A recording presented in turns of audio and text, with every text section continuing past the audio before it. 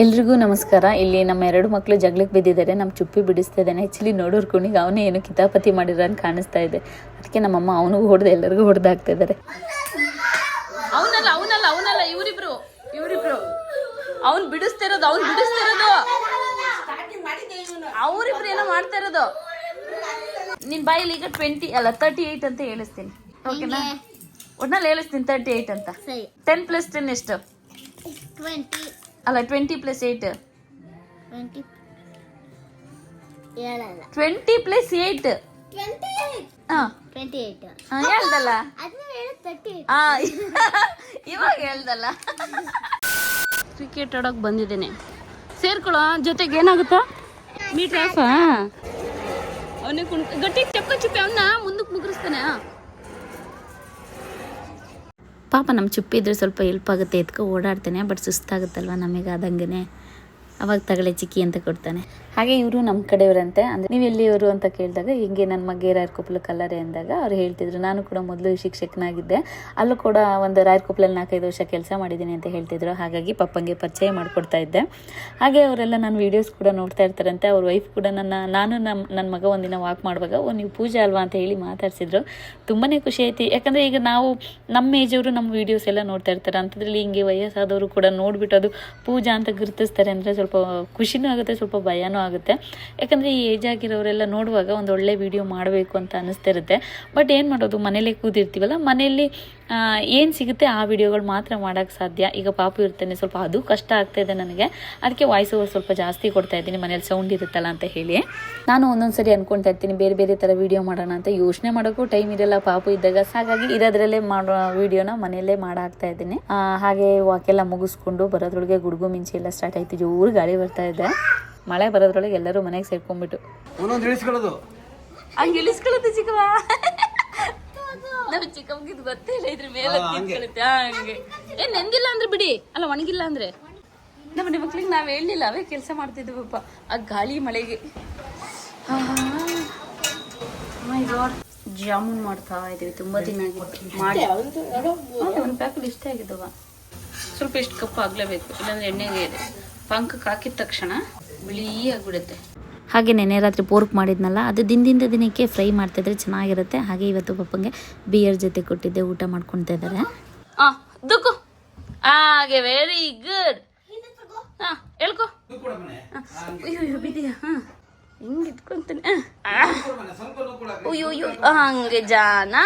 ಮಕ್ಳು ಆಟ ಆಡೋದು ನೋಡಿದ್ರೆ ಎಷ್ಟು ಖುಷಿ ಅನ್ಸುತ್ತೆ, ನೋಡೋಕ್ಕೇ ಚಂದ. ಹಾಗಾಗಿ ವಿಡಿಯೋ ಮಾಡಿ ಇಟ್ಕೊಂಡೆ. ಆ್ಯಕ್ಚುಲಿ ಇದೆಲ್ಲ ನಾವೆಲ್ಲ ಹೇಳ್ಕೊಡಕ್ಕೆ ಹೋಗಿಲ್ಲ. ಈಗ ನಾವು ಹೊಸ ಮನೆಗೆ ಚೇಂಜ್ ಮಾಡಿದಾಗ ಆಚೆಯಿಂದ ಈಚೆಗೆ ಎಳ್ದಾಡೋದು ನೋಡಿ ಅವ್ನು ನಮ್ಮ ನೋಡಿ ಕಲ್ತಿದ್ದಾನೆ ಅಷ್ಟೇ. ತಿಂಗಳಿಗೆ ಒಂದ್ಸರಿ 20 ದಿನಕ್ಕೊಂದ್ಸರಿ ಚೇಂಜ್ ಆಗ್ತಾನೆ ಇರ್ತೇನೆ. ಮತ್ತೆ ಇದೆಲ್ಲ ರಿಪೀಟೇ ಮಾಡಲ್ಲ ಮಕ್ಳುಗಳು. ಇಲ್ಲಿ ನೋಡಿ ಹಿಡ್ಕೊಳಕ್ ಗೊತ್ತಿಲ್ಲ ಅದಕ್ಕೆ. ಹಿಂಗಿಡಿಯೋ ಹಾಗೆ ಜಾನ ಹಂಗೆ. ಇವತ್ತಿನ ತಿಂಡಿ ಉಪ್ಪಿಟ್ಟು, ವೆಜಿಟೇಬಲ್ ಉಪ್ಪಿಟ್ಟು. ದಿನ ಇದೇ ರೊಟ್ಟಿನ 9 ಗಂಟೆಗೆ ತಿಂಡಿ ತಿಂದು ಸ್ವಿಮ್ಮಿಂಗಿಗೆ ಓಟ್ಬಿಡ್ತಾರೆ, 12 ಗಂಟೆಗೆ ಬಂದ್ಬಿಡ್ತಾರೆ. ಅದ್ಯಾವ್ದು ಚಿಕ್ಕ ಒಂದು, ಇದು ನನ್ನ ಮಗಳದು, ಇದು ಅಜ್ಜಂದು, ಇದು ಚುಪ್ಪಿ ಹಣ್ಣದು.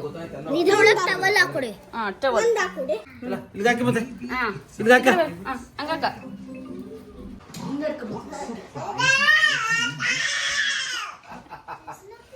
ಹೊರಗಡೆಗೆ ಹೋಗೋದು ಅಂದ್ರೆ ಕುಶಲ ಮಗ ನಿಂಗೆ. ನೋಡಿ ಅವ್ರಕ್ಕಿಂತ ಫಾಸ್ಟ್ ಆಗಿ ಹೊರಡ್ತಾ ಇರೋದು.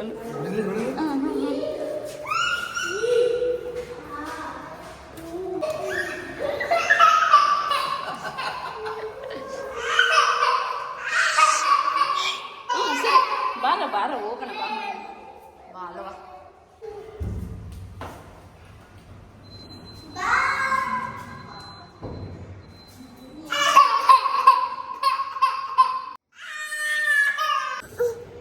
ಸಿಟ್ಟು ನನ್ನ ಮಗಂಗೆ ಬಿಟ್ಟು ಅದ್ರಲ್ಲ ಕೋಪ.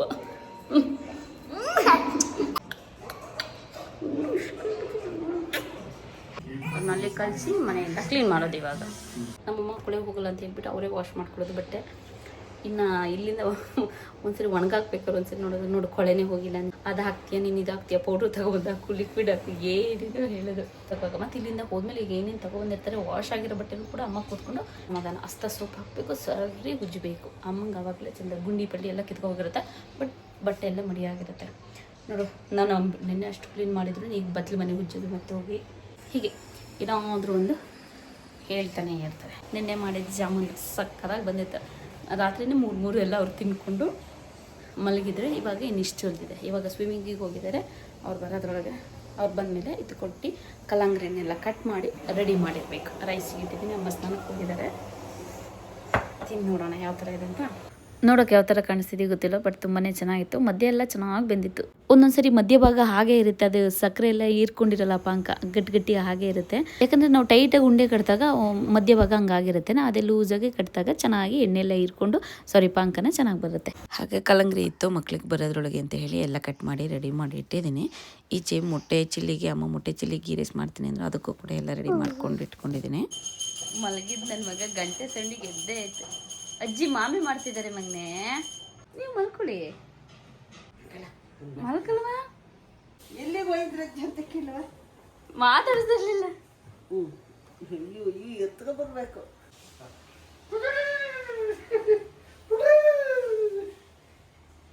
ಒಂದು ಫ್ರೆಶ್ ಅಪ್ ಆಗಿ ಹಣ್ಣು ತಿಂತಾವ ಇದೆ. ಅದು ನಮ್ಮ ಸಣ್ಣದ್ರಿ ಹಿಂಗೆ ತಿಂತಾ ಇದೆ. ಕಲ್ಲಂಗರಿ ಹಣ್ಣು ಕೊಟ್ಟು 1/4 ಗಂಟೆ ಆದಮೇಲೆ ಜಾಮೂನು ಕೊಡ್ತಾಯಿದ್ದೀನಿ. ಅದರಲ್ಲೂ ನಂಗೆ ಈ ಬೌಲು ಇದ್ರಲ್ಲಿ ದಪ್ಪ ಇದ್ದಾವೆ ಅಂತ ಅದರಲ್ಲೂ ಬರೀ ಕಿತ್ತಾಡ್ತಾ ಇರ್ತಾರೆ. ಇವ್ರನ್ನ ಬಿಡಿಸೋದೇ ಕಷ್ಟ, ಸ್ವಲ್ಪ ನೋಡ್ಕೊಳ್ಳೋದು. ಇದು ಒಂದೇ ಒಂದು ಇಟ್ಕೊಂಡು 1/4 ಗಂಟೆಯಿಂದ ಓಡಾಡ್ತಾ ಇದೆ. ಪಾಪ ನಾನು ಬೊಂಗೋಡಿ ಕಣಪ್ಪ. ಅಯ್ಯೋ, ಹಂಗಾಗಿ ಬಿದ್ದು ಬರ್ತದೆ ನನ್ನ ತಗೊಂಡು. ಅಮ್ಮ ಮೊಟ್ಟೆ ಚಿಲ್ಲಿಗೆ ಇಲ್ಲಿ ಕಟ್ ಮಾಡ್ಕೊತಿದ್ದಾರೆ. ನಾನಾಗಿದ್ರೆ ಅರ್ಧ ಕಟ್ ಮಾಡ್ತಿದ್ದೆ. ಅಮ್ಮ ಸ್ವಲ್ಪ ಮಧ್ಯ ಗ್ಯಾಪ್ ಮಾಡ್ತಾ ಇದ್ದಾರೆ ಅಷ್ಟೇ. ನಾವಿಬ್ಬರೇ ಹೋಗಿದ್ದು 2 ತಗೊಬಂದಿದ್ವಿ. ಮನೆ ಹತ್ರ ಬಂತು, ಅದಕ್ಕೆ ನಂದೇ ಅರ್ಧ ಅವನಿಗೆ ಕೊಟ್ಬಿಟ್ಟು ತಿನ್ಕೊಬಿಟ್ಟು ಬಾ ಅಂತ ಕಳಿಸ್ತಾ ಇದ್ವಿ. ಬಾಯ್. ಇನ್ನೇ ನಮ್ಮನೆ ಹಬ್ಬ ಮಾಡ್ತಾರೆ. ಬಾಯ್.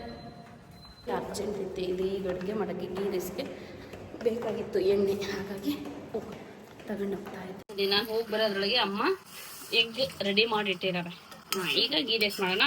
ಮಕ್ಳಿರೋದಿಗೆ ಇವತ್ತು ಪೆಪ್ಪರ್ ಕಡಿಮೆ ಮಾಡಿಬಿಟ್ಟು ಖಾರದ ಪುಡಿ ಸ್ವಲ್ಪ ಹಾಕಿದ್ದೀವಿ. ಅಮ್ಮ ಇವಾಗ ಗೀ ರೈಸ್ ಮಾಡ್ತಾ ಇದ್ದಾರೆ. ಅದಕ್ಕೆ ಚಕ್ಕೆ, ಲವಂಗ, ಏಲಕ್ಕಿ ಮತ್ತು ಸ್ವಲ್ಪ ಬೆಳ್ಳುಳ್ಳಿ ಜಾಸ್ತಿ ಹಾಕಿದ್ರೆ ಚೆನ್ನಾಗಿರುತ್ತೆ. ನಾವು ಶುಂಠಿ ಬೆಳ್ಳುಳ್ಳಿ ಪೇಸ್ಟ್ ಹಾಕ್ತೀವಿ. ಮಕ್ಳಿಗೆ ಬೆಳ್ಳುಳ್ಳಿ ಕಾಣಿಸ್ಬಾರ್ದು, ಇದ್ರೆ ತಿನ್ನಲ್ಲ ಅಂತ ಹೇಳ್ಬಿಟ್ಟು ಸ್ವಲ್ಪ ಹಾಕ್ಕೊಳ್ತಾ ಇದೀವಿ ಅಷ್ಟೇ. ಚಕ್ಕೆ ಲವಂಗ ಸ್ವಲ್ಪ ಜಾಸ್ತಿನೇ ತಗೊಂಡಿದ್ದಾರೆ.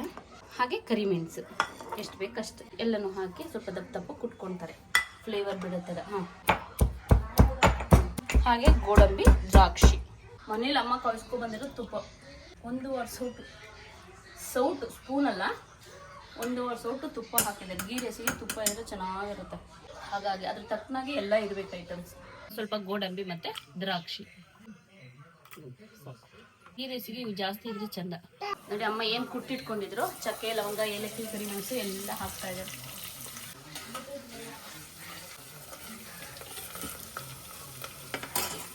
ನೆಕ್ಸ್ಟ್ ಶುಂಠಿ ಬೆಳ್ಳುಳ್ಳಿ ಪೇಸ್ಟ್. ಬೆಳ್ಳುಳ್ಳಿನೇ ಹಾಕೊಳ್ಳಿ, ಚೆನ್ನಾಗಿರುತ್ತೆ. ನಮ್ಮನೆ ಮಕ್ಕಳಿಗೋಸ್ಕರ ಶುಂಠಿ ಬೆಳ್ಳುಳ್ಳಿ ಹಾಕ್ತಾ ಇರೋದು ಅಷ್ಟೇ.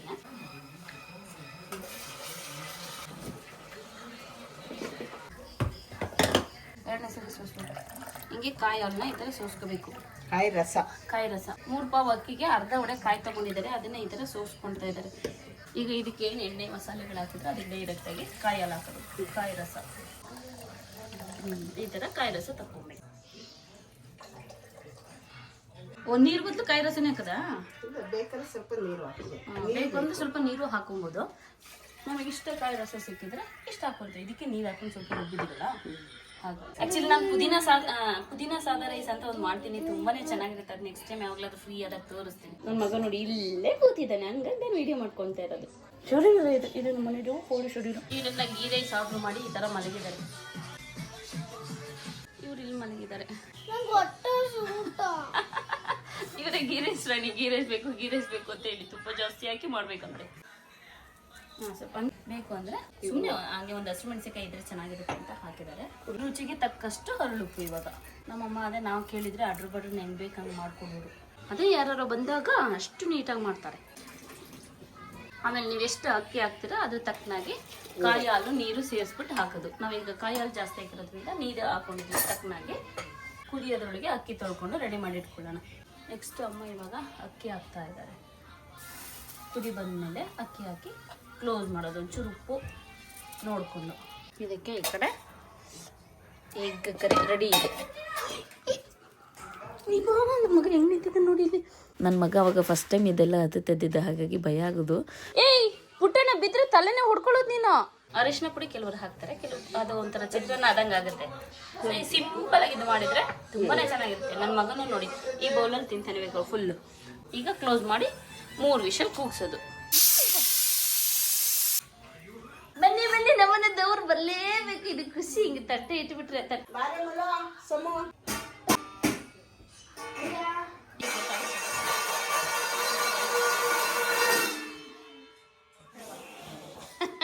ಯಾಕ ಬಿಸಿ ಬಿಸಿ ಗೀ ರೈಸ್ ರೆಡಿ.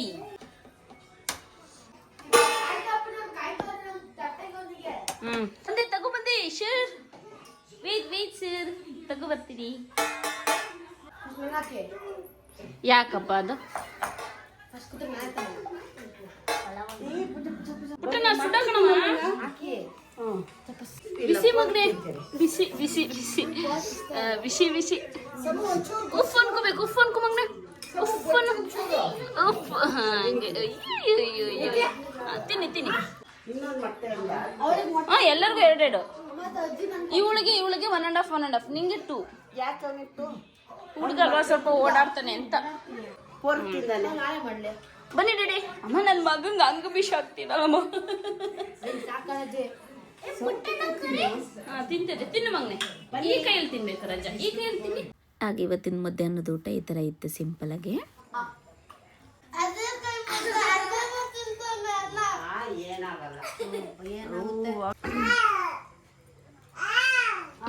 ಜಾಲಕನಪ್ಪ ನನ್ನ ಮಗ.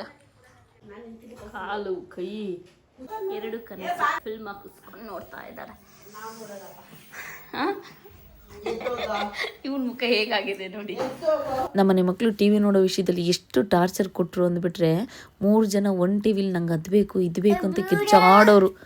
ಹಾಗಾಗಿ ಪಪ್ಪ ಯಾರಿಗೂ ಬೇಡ ಅಂತ ಹೇಳ್ಬಿಟ್ಟು ಹಳೆ ಫಿಲ್ಮ್ ಹಾಕು ಅಂತ ಹೇಳ್ಬಿಟ್ಟು ಹಾಕೊಟ್ಬಿಟ್ಟು ಕೂರಿಸ್ಕೊಂಡಿದ್ದಾರೆ.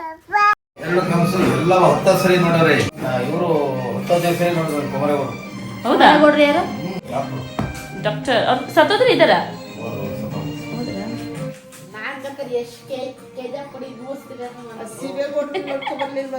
ಇವನ್ KGF 100 ಸರಿ ನೋಡಿದಾರಂತೆ. ಎಲ್ಲರೂ ಸ್ವಿಮ್ಮಿಂಗ್ ಪೂಲಿಂದ ಬಂದಿದ ತಕ್ಷಣ ರಿಮೋಟ್ ಇಟ್ಕೊಂಡು ಜಗಳ ಮಾಡೋರು, ನಂಗೆ ನಂಗೆ ನಂಗೆ ಅಂತ ಹೇಳ್ಬಿಟ್ಟು. ಅದೊಳ್ದಲ್ಲಿ ಅಳ್ತಾ ಕೂತ್ಕೊಳ್ಳೋರು. ಇವಾಗ ಟಿ ವಿ ಮುಂದೆ ಒಬ್ಬರು ಇಲ್ಲ. ಇಲ್ಲಿ ನಮ್ಮ ಅಪಾರ್ಟ್ಮೆಂಟಿಂದ ಇಲ್ಲೇ ಹತ್ರ. ನನ್ನ ಮಗನ ನೆಕ್ಸ್ಟ್ ಮಗಳು ಇಲ್ಲೇ ಸೇರ್ಸೋದು ಪಾಪ ನೀನು. ಅಮ್ಮ ಕೆಫೆ ಪ್ಲೀಸ್ ಹೋಗೋಣ.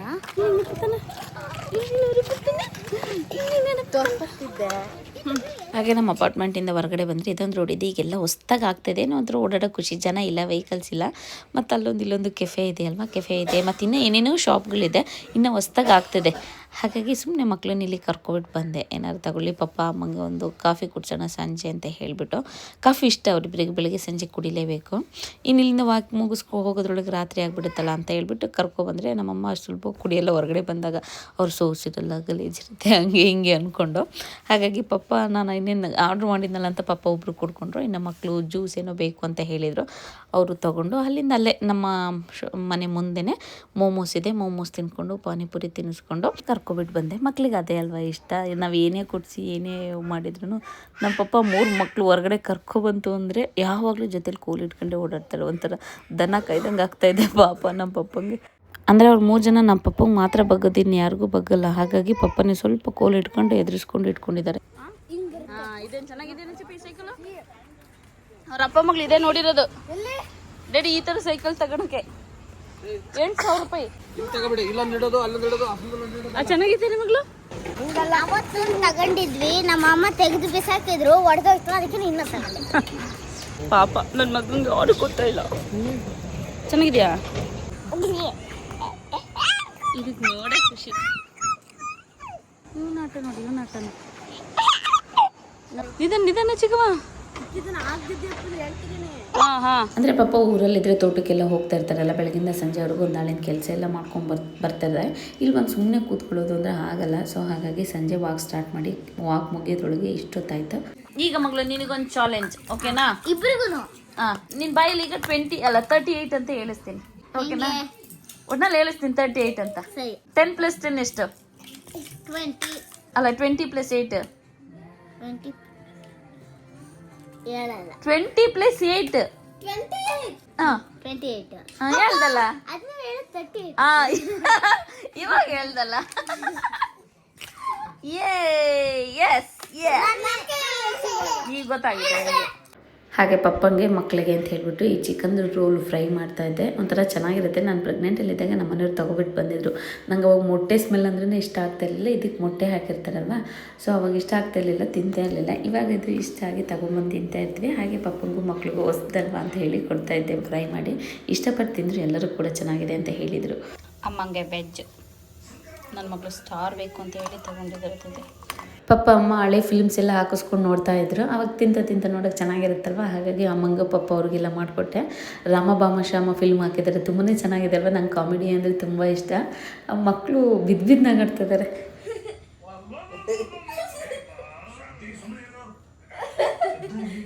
ಚೆನ್ನಾಗಿಲ್ಲ ಅಂತಿದ್ರು, ಬಿದ್ದು ನಗಾಡ್ತಿದ್ರು. ಅಮ್ಮು ಆ ಕಡೆ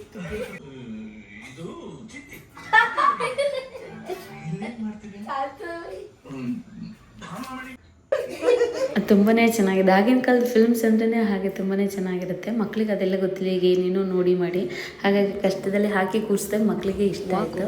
ಇದು ನೆಕ್ಸ್ಟ್ ಡೇ ಮಾರ್ನಿಂಗ್ ಅವರೆಲ್ಲ ಕಾಫಿ ಕುಡಿದು ವಾಕ್ ಹೋಗಿದ್ದಾರೆ. ಇನ್ನು ಅವ್ರು ಬರೋದ್ರೊಳಗೆ ತಿಂಡಿ ರೆಡಿ ಮಾಡಬೇಕು. ನೋಡಿ ಪಾಪು ಬೇಡ, ಅವನ್ನ ಕರ್ಕೊಂಡು ಹೋದ್ರೆ ಹಿಂಸೆ ಆಗುತ್ತೆ, ನೀವು ಫ್ರೀಯಾಗಿ ಇರೋಕ್ಕಾಗಲ್ಲ ಅಂದರೂ ಕೇಳಿಲ್ಲ, ಕರ್ಕೊಂಡು ಹೋಗಿದ್ದಾರೆ.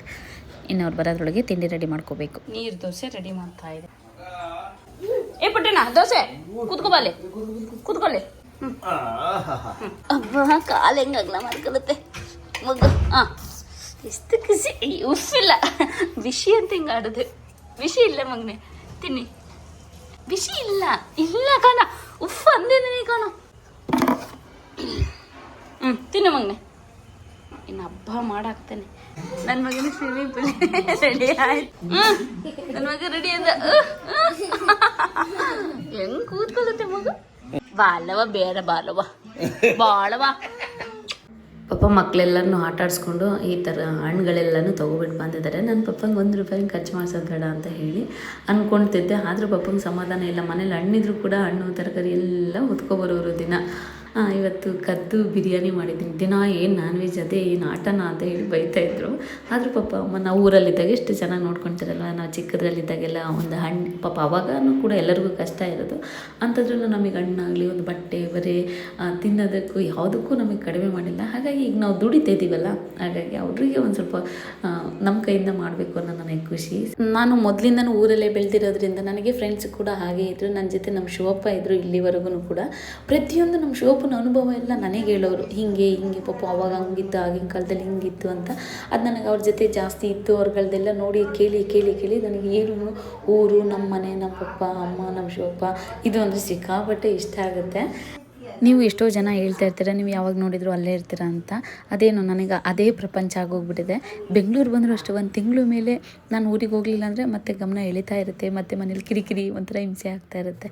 ನಮ್ಮ ಮನೆಯವರು ಈ ವಿಷಯದಲ್ಲಿ ನನಗೆ ಹಿಂಸೆ ಯಾವತ್ತೂ ಕೊಟ್ಟಿಲ್ಲ, ಬೇಜಾರಾಗಂಗೆ ಮಾತಾಡಿಲ್ಲ. ಅದಕ್ಕೆ ನನಗೆ ಅವ್ರ ಮೇಲೆ ಸ್ವಲ್ಪ ಲವ್ ಜಾಸ್ತಿ. ಓಕೆ, ಸದ್ಯಕ್ಕೆ ಇವತ್ತಿಗೆ ಈ ವಿಡಿಯೋನಲ್ಲಿ ಮುಗಿಸ್ತಿದ್ದೀನಿ. ನಾಳೆ ಮತ್ತೆ ಇನ್ನೊಂದು ವಿಡಿಯೋದಲ್ಲಿ ಸಿಗ್ತೀನಿ. ಅಲ್ಲಿವರೆಗೆ ಎಲ್ರಿಗೂ ಧನ್ಯವಾದ.